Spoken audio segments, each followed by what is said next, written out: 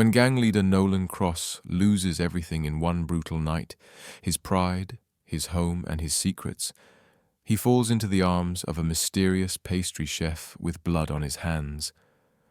As the shadows of the underworld tighten around Port Crescent, old sins and forbidden loves rise from their graves.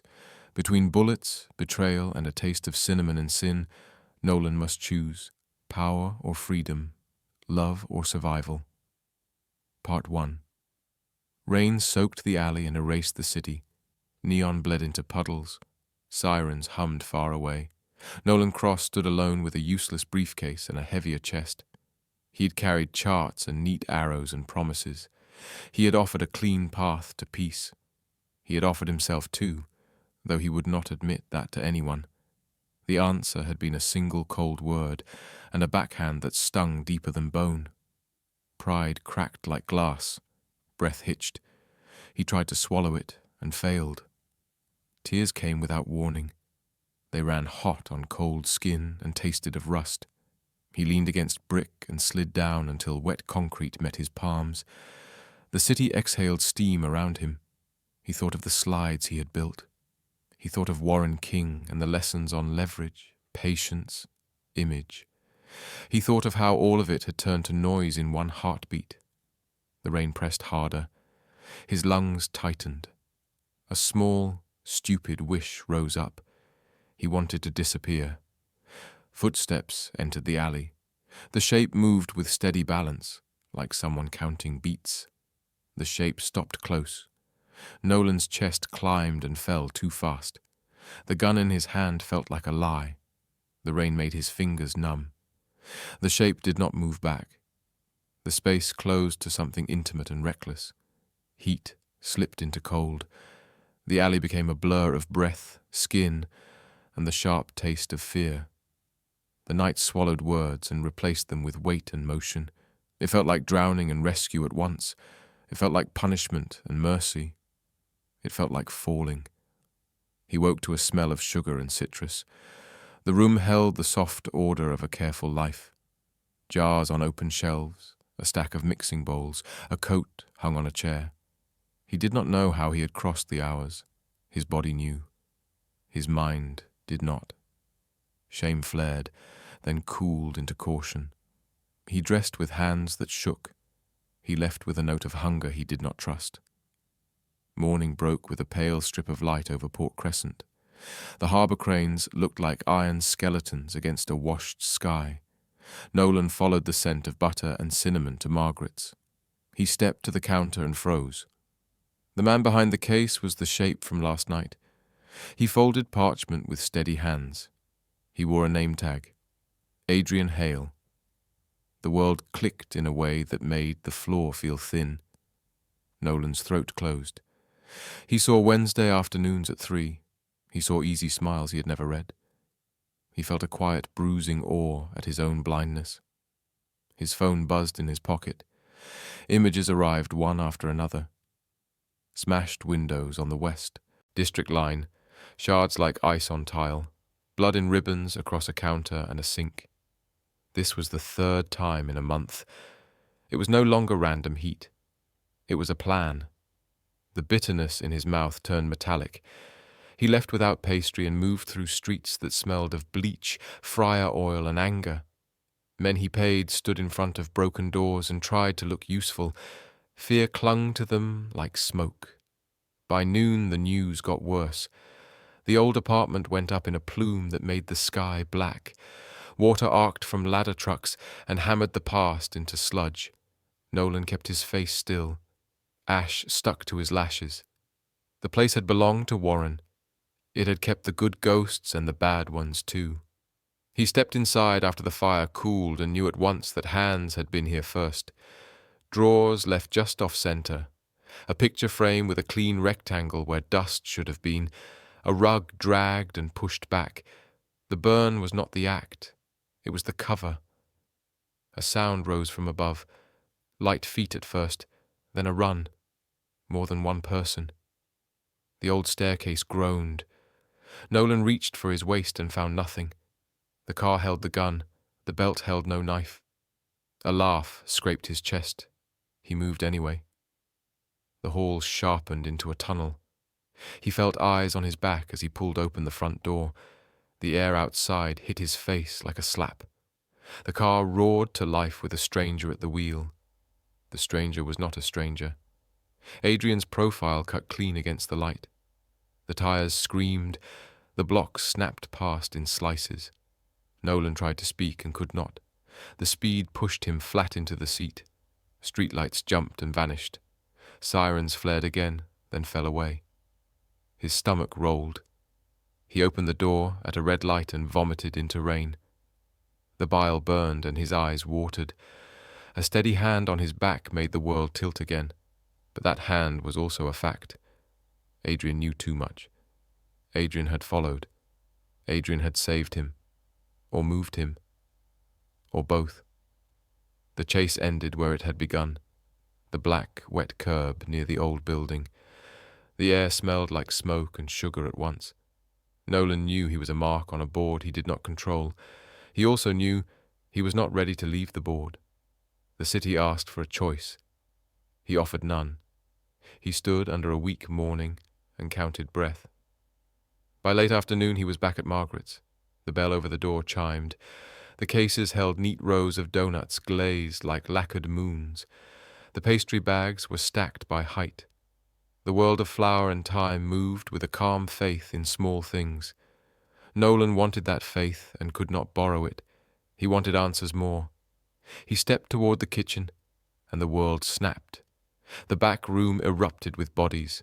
The first impact took his legs, and the ground hit his cheek hard enough to open skin. A smell like iron filled his mouth. Shapes filled the doorway and the corners. Their faces fought the light. Scar tissue pulled at mouths. Bone left hollows where eyes should have watched. They moved like old wolves. Nolan's ribs squeezed tight. He tasted the old river of panic and forced it down. Rope bit skin, plastic cut wrists. Adrian knelt nearby with his own hands bound, eyes sharp and steady. The room thrummed with hatred and purpose. The men were not random muscle. They were built for silence and endings. He thought of rumours about Soren Vale and a unit that did the work no one said out loud. He thought of how ghosts never leave when no one names them. Rage pushed up and met reason. Nolan tried to pick a story that would cool the air. Blame flew across his mind and landed in the wrong place. Regret pricked like needles. A voice from the corner carried 2 spare words into the room, low and flat. The meaning cut through the noise. Warren had stepped in front of a bullet for another man during the old Pier War. The pier had a name everyone knew. The pier lived in ballads and police logs. Nolan's lungs forgot how to work for a second. He saw Warren at the sink with his sleeve rolled. He saw hands gentle with a chipped mug. He saw a secret he had never guessed. The walls leaned in. The men swayed like trees before a storm. Nolan felt the city shift on its axis. The story he knew had teeth now and bit back. The secret unit had not belonged to the mask it wore. VERNAL had never been the Vanguard's blade. It had been Warren's. It had been love bent into steel.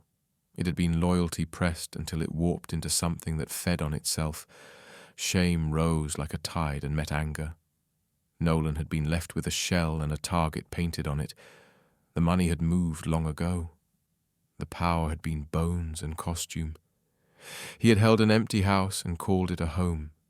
He wanted to hate Warren. He wanted to defend him. He wanted to be 6 years old by a river again. He wanted none of this to be his. The men tightened the circle. The room shrank to breath and pulse. Adrian's gaze found him and held. There was no promise in it, and no plea, only a weight, like hands pressed to a wound. Nolan counted the ways this could end, and found too many. He thought of Victor Foster and the one word that had cut him down. He thought of charts and bridges and clean lines. He thought of how love had knocked men off maps and into holes in the ground. The night gathered at the windows. The bakery lights hummed. Sugar and blood made a strange perfume.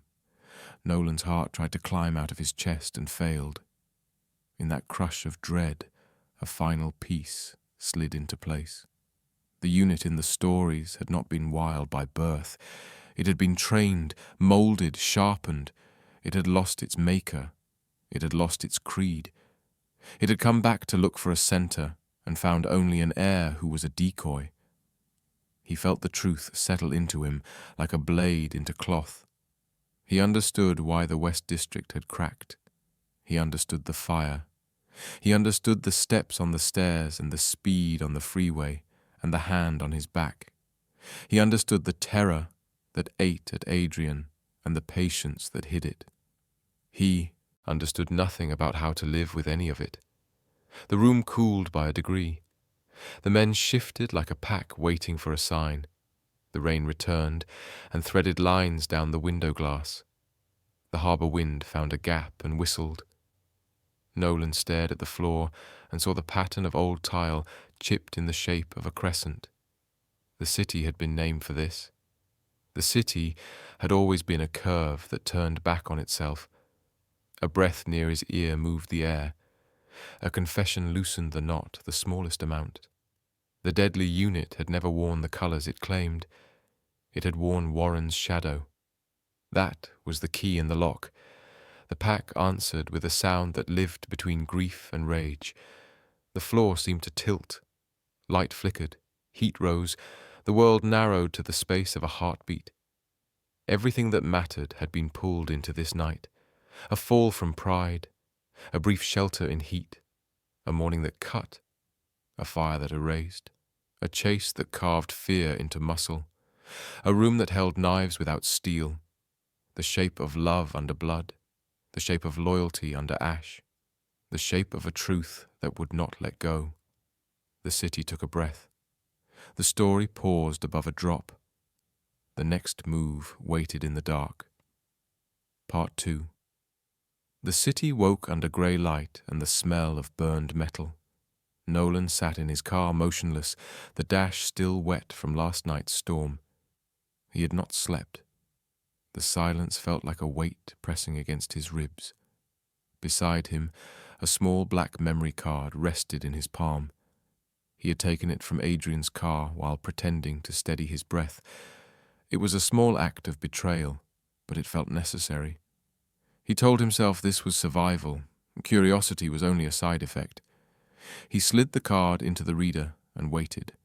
The screen came alive with fragments, streets, headlights, the curve of Adrian's wrist on the wheel. Hours of nothing, then sudden blanks. Missing time. Someone had erased sections. The silence in those cuts made him uneasy. He sent the card to Victor Foster, the only person who could peel secrets out of static. When the reply came, it was a short message and one attached file.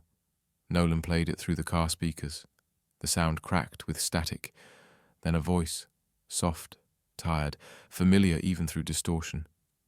"Don't look for me. I'm sorry. I can't turn back in this lifetime." The name on the file read Soren Vale. Nolan's chest tightened as if a thread had pulled too hard inside him. Outside the window the world blurred. Rain again, always rain. On the side mirror, drops reflected a faint pattern. White petals stuck to the glass. Margarita daisies.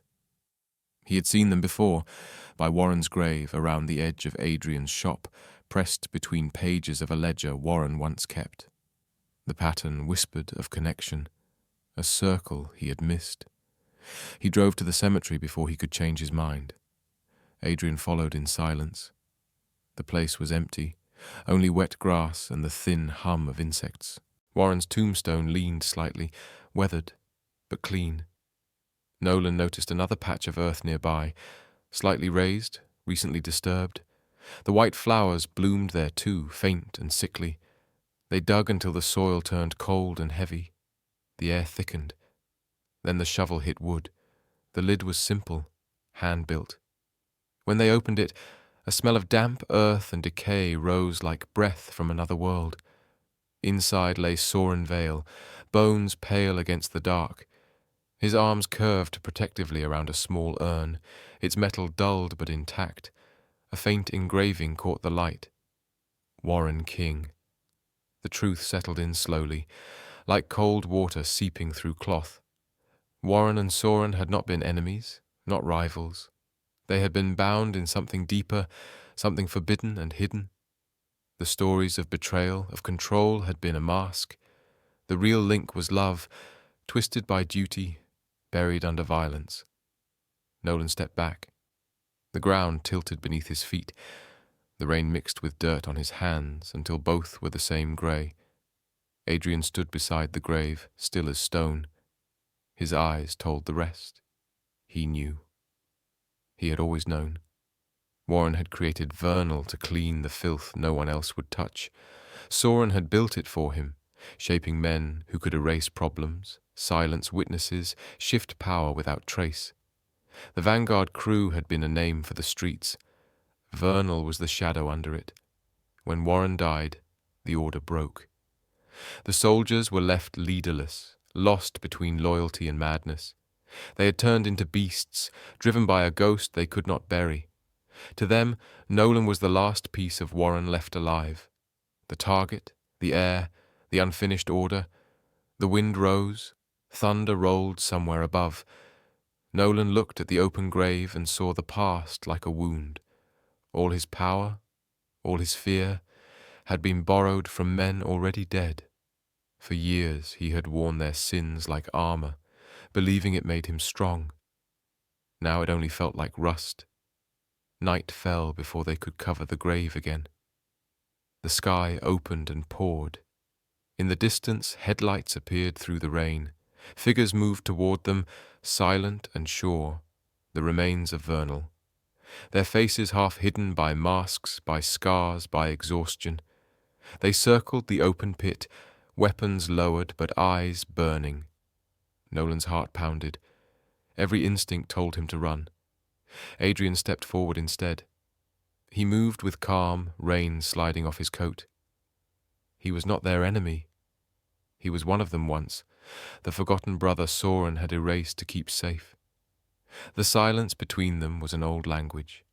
He showed them the truth, the bones, the urn, the proof that their maker was gone.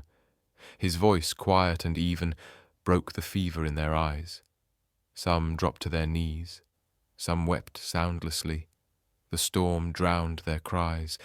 The earth turned soft and swallowed the past inch by inch. Nolan watched without moving.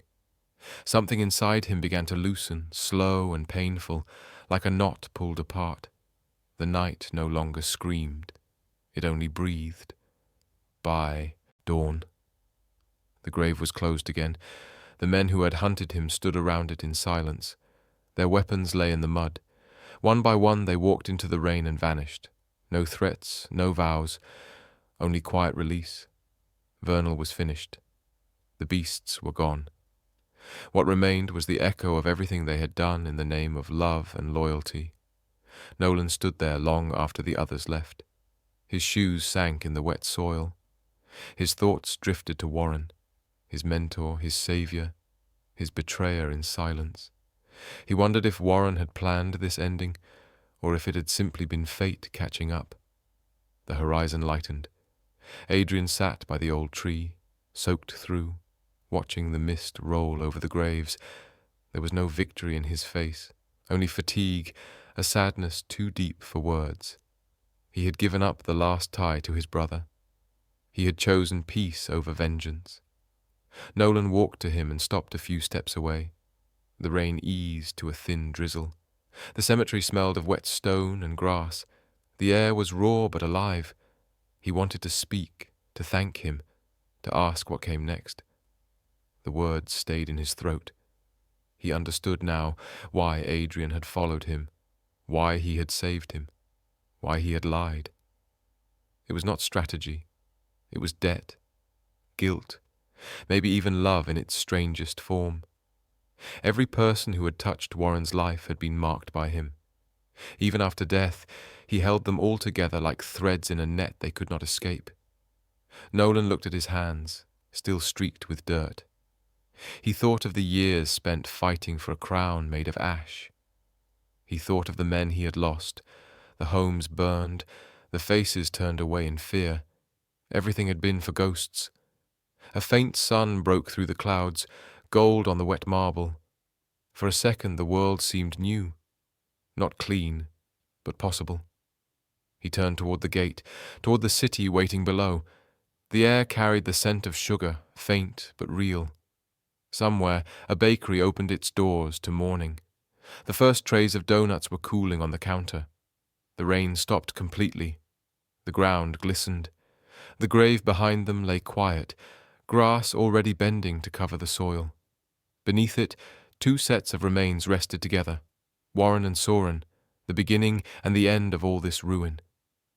Adrian rose, shoulders straight despite the fatigue. Nolan glanced at him once more before walking ahead. He did not know what waited beyond the hill, revenge, forgiveness, or just another day. But for the first time, it did not matter. The storm had taken everything old with it. What was left felt fragile, human, and painfully alive. The white daisies shone under the new light, small suns against the mud. The air was still. The city below began to move again, and somewhere between grief and calm, Nolan took his first clean breath in years. Part 3. The storm was gone, but the city still smelled of smoke. Port Crescent shivered under a weak sun, and the sea carried the sound of sirens that never seemed to end. Nolan stood by the window of an empty office, the old headquarters of the spring crew. Dust covered the desks, the blinds hung crooked, slashed open from a past fight.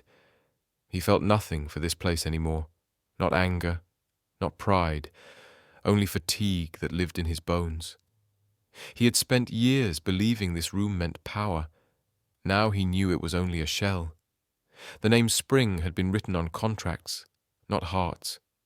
The money, the buildings, the influence, everything that had made the crew breathe, was gone before he ever took the chair. Warren had stripped it all, piece by piece, before dying. Every dollar, every company, every connection had been moved under other names. Nolan was never an heir. He was a shield, a ghost in Warren's suit. The realization did not come with fire, it came with silence, heavy and clean. For the first time in years, there was nothing left to lose. Outside, people moved on. The city was already forgetting the old gangs. New shops filled the streets where gunshots once echoed. The police looked tired but calm, and Nolan's men, boys who had followed him through every alley, were restless, waiting for an answer he could no longer give. Adrian found him there at dusk. He carried no weapons, only the faint scent of sugar and smoke. His expression was gentle but firm. The truth between them had already been spoken. Warren's empire was gone, and the blood that had fed it was drying. Adrian explained what Nolan had already guessed. Warren's wealth now lived in other hands, in a quiet house far from the city, with the woman and the child who had once been his secret life.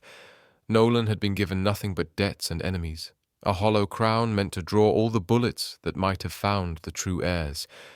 It was cruelty, but also protection in disguise. Nolan felt the sting and the strange relief tangled together. He had been used, yes, but the truth freed him from the illusion. He no longer needed to guard a throne made of ash. The room darkened as evening crawled in. Neon lights flickered outside the window, painting faint blue on Adrian's face. His eyes carried the same question they had since that night in the alley. Will you leave this life, or let it keep you? Nolan's chest tightened. He wanted to say yes. He wanted to walk out of the city, leave behind the noise, the blood, the ghosts. But the faces of his men rose in his mind. Henry, who still limped from the last raid. Ben, who laughed too loudly to hide his fear. The nameless boys who had grown up calling him boss because no one else had cared enough to call them anything. Freedom felt like betrayal. He turned away from the window and made plans. Calls went out that night, one after another. He arranged safe exits, fake papers, quiet jobs in dockyards or farms up north. For some, he asked Foster for help, trading what was left of his authority for their safety. The South District, once a battlefield, became the price of their peace. He offered half of its future profits to Foster's group in exchange for protection and silence. It was business, but it felt like confession. By dawn, the spring crew was gone, the buildings were sold, the symbols erased, the city exhaled. Nolan sat in his car as sunlight broke through the fog, painting gold over the harbour cranes. For the first time he saw Port Crescent as it truly was, broken, ugly, but alive. He realized he had always loved it, not for what it gave him, but for what it survived. Days blurred into weeks. The city began to heal without him. Rumours of the spring crew faded like smoke. Adrian returned to his bakery. The smell of cinnamon and chocolate drifted through the 6th block, the same place where everything had begun. Nolan drove by sometimes, but never went in. He told himself it was better that way. Still, every Wednesday, he found himself stopping near the corner at exactly 3 p.m., watching the shop's door from his car. It became a quiet ritual. The bell above the door would ring, customers would laugh, and he would drive away before anyone noticed. Winter came and passed. The sea froze along the docks, then thawed again. Time smoothed the sharp edges of grief. Nolan learned to live with the emptiness. It was lighter than the guilt he used to carry. When spring returned, he woke one Wednesday with the sound of rain against the window. The city was silver again. He looked at his reflection in the glass and saw a man no longer pretending to be someone else. The weight had shifted. The fear was gone. He left the gun in a drawer. He left the black glasses on the table. He walked through wet streets until he reached the bakery. The doorbell chimed softly as he stepped inside. Warm air met the chill on his skin. The shelves were lined with pastries, glowing under soft light. Behind the counter, Adrian turned, his movements steady, his hair damp from the rain he must have walked through earlier. Their eyes met, and for a second, the world seemed to pause. No words came. None were needed. The oven beeped, a small, ordinary sound, but it carried the weight of everything that had happened. The scent of cinnamon and chocolate filled the air, sweet and grounding. Maple syrup glistened on a new batch of donuts cooling by the window. Nolan waited by the counter, watching the steam curl upward. His hands were empty, his heart strangely calm. For the first time, there was no war inside him, only the slow rhythm of something human returning. Outside, the rain stopped. The light caught on puddles, turning them into mirrors. Cars passed, children shouted, life moved on. Port Crescent, with all its scars and memories, had found a fragile peace.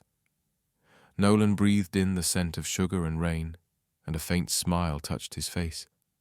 The sound of the oven door closing marked the end of something old, and the beginning of something small but real. The bakery door opened again behind him. A gust of fresh air swept through, carrying the last trace of the storm away. Nolan stood still, listening to the quiet hum of the shop, the heartbeat of an ordinary life. The empire was gone, but what remained was enough. Somewhere deep inside, the name Spring found a new meaning, not a gang, not a weapon, but a season. The time when cold things melt and people begin again. The clock above the counter struck 3. Steam lifted from the donuts like pale ghosts leaving the body of the past. Nolan reached out, steady and sure, and felt the warmth on his fingertips. Outside the glass, the city glowed under clean light.